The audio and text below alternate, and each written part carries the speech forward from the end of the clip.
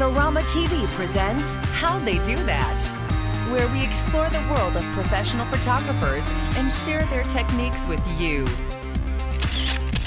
Here's your host, Mark Wallace. Hi everybody, welcome to this week's episode of How'd They Do That? I'm Mark Wallace. Well, today we're talking to Michael Costuros. He's the founder of liveBooks. liveBooks is a site where professional photographers and other creatives can showcase their work and interact with their clients. Well, Michael, through the years, has talked to thousands of photographers, all the way from beginning photographers up to names that you know very, very well. And in our conversation, we talked to him about his conversations with those photographers, and he tells us about some of the challenges professional photographers are facing today and what he thinks about that. Michael is also looking at a new venture he just started. It's called evolutionStudio, so we'll be talking to him about that. Well, here's my conversation with Michael Costuros.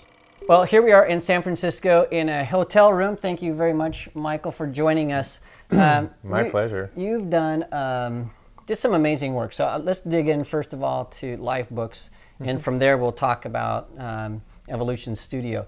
But liveBooks, where did it come from? Where did the ideas start? What were you hoping to accomplish? Tell us a little about that. Yeah, well, I really love telling this story because it tends to inspire other photographers and creative entrepreneurs to think beyond where they're currently imagining themselves. And the scenario where liveBooks was born, it was 99, 2000, and I was working as a fine art photographer in New York City and paying my rent being a freelance web designer. And I was so inspired by what the internet could do for creative professionals like ourselves, but really frustrated by the limitations of every time one of my clients needed to change a picture on their website, they had to pay me to go in and code the HTML and change the image.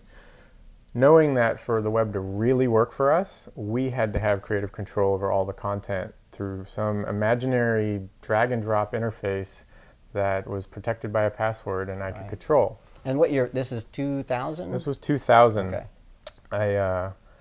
I got really clear on the vision. I pitched it to Woman Model Management, a modeling agency in New York City, and they bought off on it. And with the money they paid me to build their website, I was able to develop the first prototype.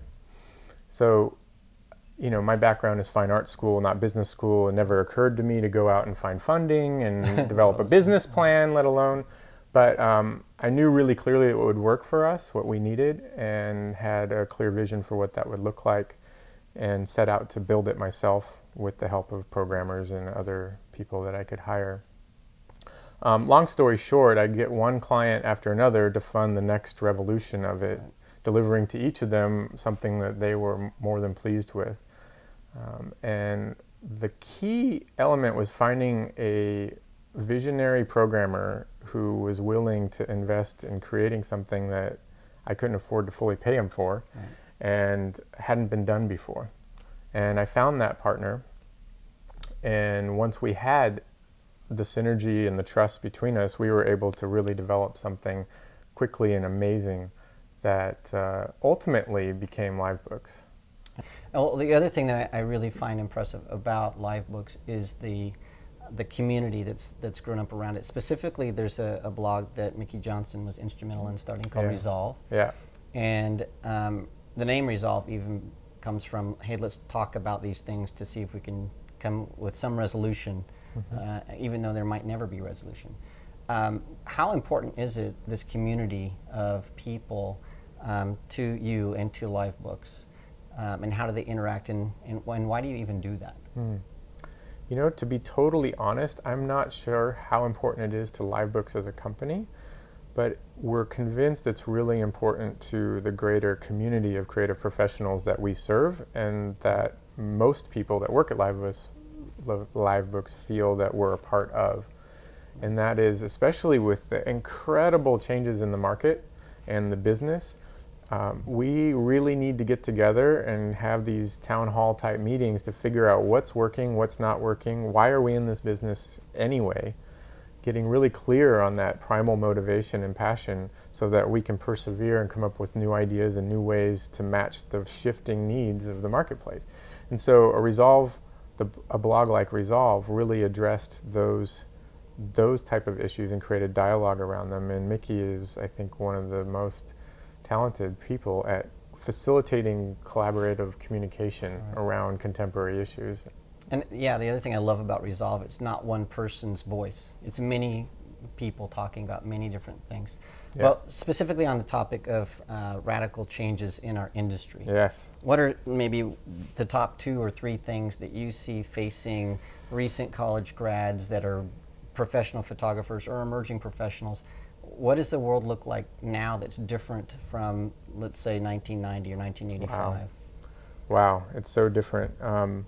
I would say one of the most important things is for you to get crystal clear as to why you want to be a photographer. What does it do for you? And how is your passion for photography going to align with contributing to the mission and vision of your clients? Because the only way it's going to work financially for you to be a sustainable photographer is if you are spot on clear on why, you're fully motivated and clearly committed, and as important, you have found a match for what you provide out there in the world. So you were very successful in creating liveBooks. For our viewers who are thinking about creating something that is either a photography business or maybe even something a little bit more than that, some kind of entrepreneurial venture, what are some key ingredients that they should think about? I would say there are a few key components. One, again, going back to clarity, getting really clear on what do you want to create and who's it going to serve. And then 2, being willing to fail, really. This is about taking a risk and calculate it so you don't end up in debtor's prison or whatever. But, you know, be willing to take a risk and fail. That's something that all the most successful photographers that I consult have done successfully. So ask yourself, what's something this week that I can attempt that's a little stretch for me that I'm most likely to fail? Yeah. How can I fail this week? How can I fail this week? Like, what's a conversation I can have with somebody where I can experience failure? Because actually you sort of need to build your failure muscle, because we're so entrenched in the fear of failure, and the failure is so bad. Like, get used to failing a little bit so you don't have to fail a lot. Right. Yeah, fail a few times, learn from it. Yeah. If you're not learning from it, then it's you know. It's really only a failure if you don't learn from it. Right. So in the success of any entrepreneurial venture, how important are relationships and partnerships and working with others? Yeah, I'm glad you brought that up. Looking at all my clients, one of the things that the successful ones all have in common is they think win-win. Opposed to win-lose. Right. So they're always looking for the deals, the partnerships, the relationships where everybody wins. And through that, they build a lot of trust. And with a trusting business partnership, things just go so smooth, and the cost of doing business is so much lower than a low-trust business partnership.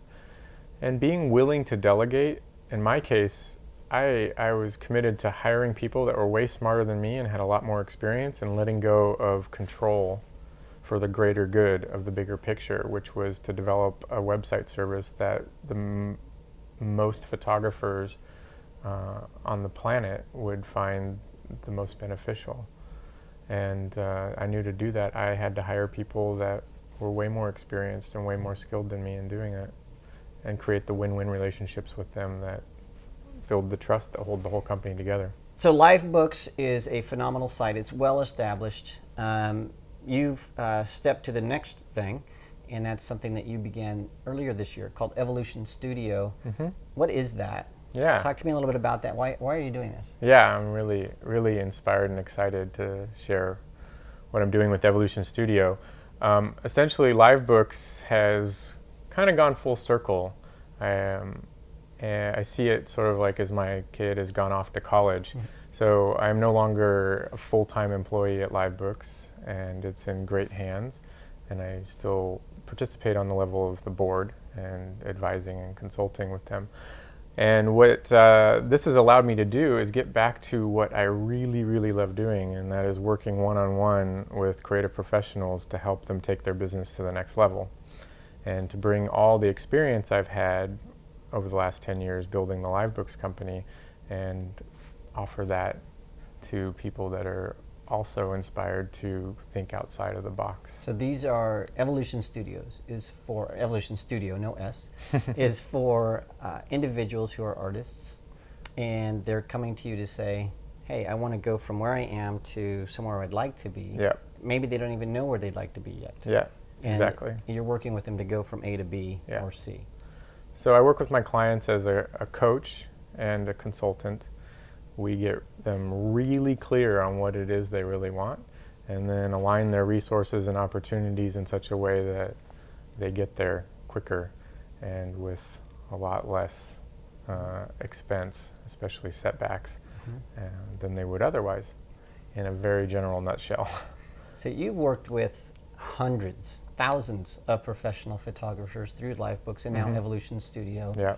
Do you see any commonalities, A, for issues that they're facing, and B, those that are very successful? Are there some things that they're doing similarly?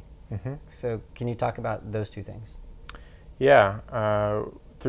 As a coach, I have the privilege of working with both emerging photographers and photographers that are looking at how do I want to end out my career? What's the legacy I want to leave behind?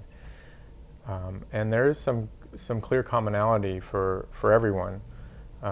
First and foremost, especially with the challenges and changes in the photographic marketplace that's affecting all genres of photography, it's really important that you get super clear on what it is that you have to offer that's unique and in alignment with what keeps you passionate and engaged with the medium.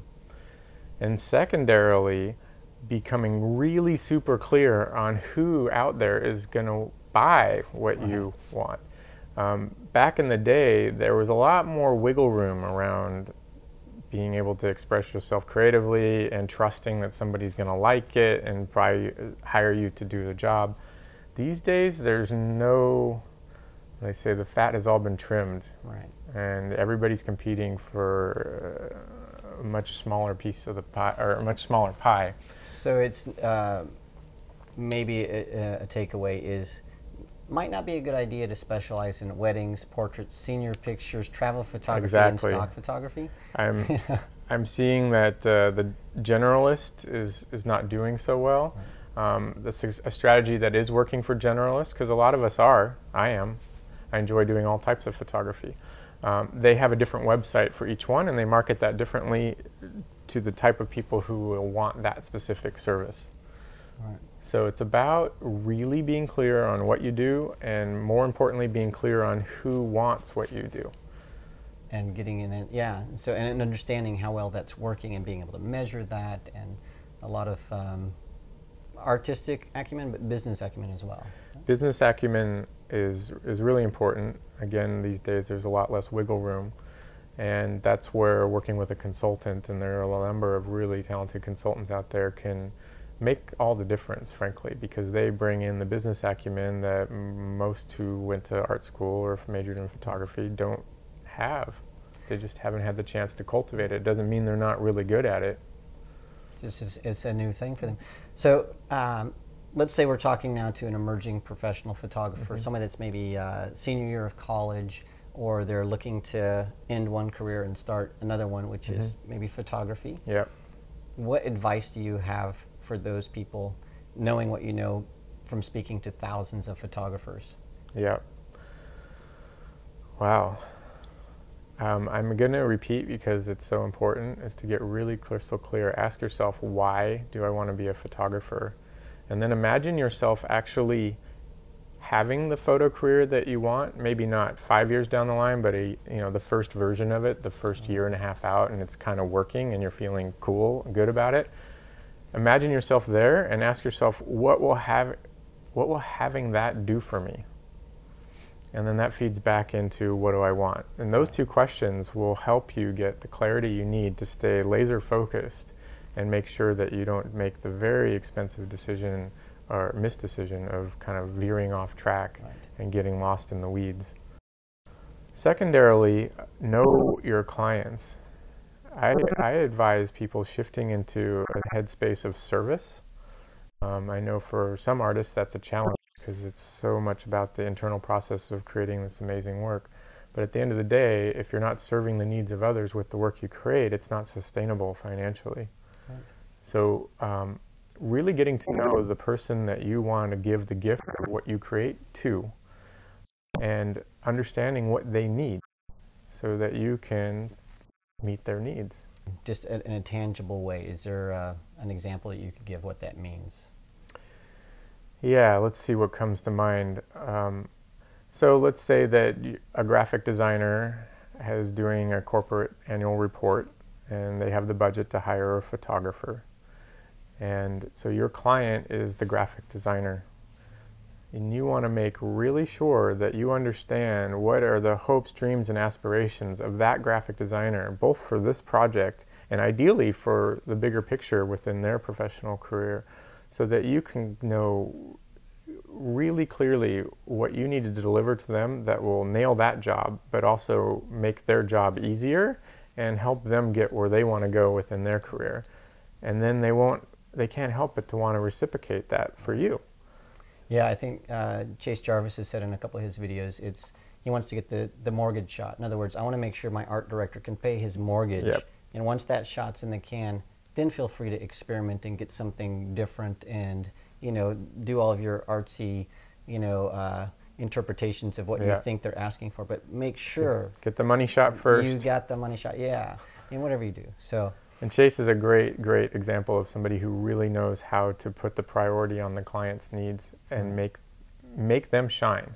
And then guess what? They keep coming back and hiring Chase. That's true. Well, we're out of time, but thank you so much for joining us. We will have your links on the Adorama Learning Center so people can sort of see a little bit more about what you've done and what you do, and we'll have a Resolve blog out there as well. So again, thank you for joining us today. Yeah, my pleasure. Thank you. Well, thanks for joining us today on How They Do That. Remember, if you have somebody that you'd like to see on How They Do That, please send your suggestion to me at askmark@adorama.com. And for past episodes of How They Do That, please go to the Adorama Learning Center, where you'll see all of our episodes alongside all kinds of articles that will help you become a better photographer. Well, thanks for joining me. I'll see you again next week. This episode is brought to you by Adorama TV. Visit the Adorama Learning Center, where you'll find photography tips and techniques, links to the gear used in this episode, and related videos. For all the latest photography, video, and computer gear, visit Adorama.com. And the next time you're in New York City, visit our store, located on 18th Street between 5th and 6th Avenue.